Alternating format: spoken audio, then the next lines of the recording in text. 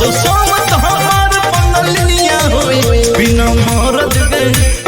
मरद के कैसे रोपनिया होई बिना सैया के कैसे रोपनिया होई बिना रजऊ के कैसे रोपनिया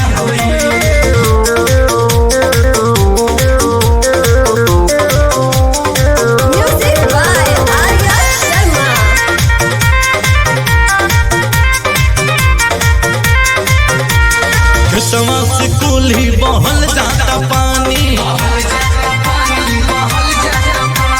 रहते बोलमुआ तमेड़ देते बांधी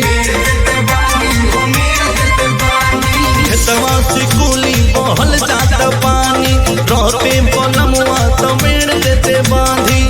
हाल पूछे न कैसे जननिया होई हाल पूछे न कैसे जननिया होई बिना मरद के कैसे रोपनिया होई बिना सैया के कैसे रोपनिया होई बिना रजऊ के कैसे रोपनिया होई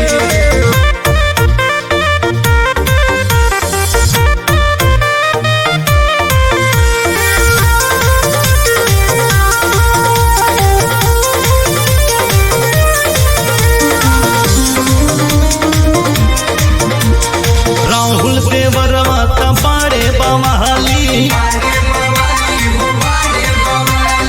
अजित के बिना के खाद बिया डाली राहुल देवरवा बाड़े बवाली अजित के बिना के खाद बिया डाली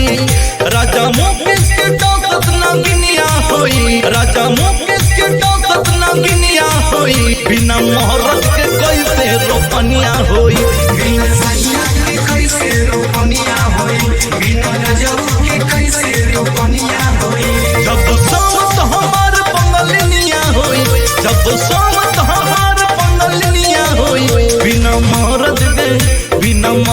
के कैसे रोपनिया होई बिना सैया के कैसे रोपनिया होई बिना रजऊ के कैसे रोपनिया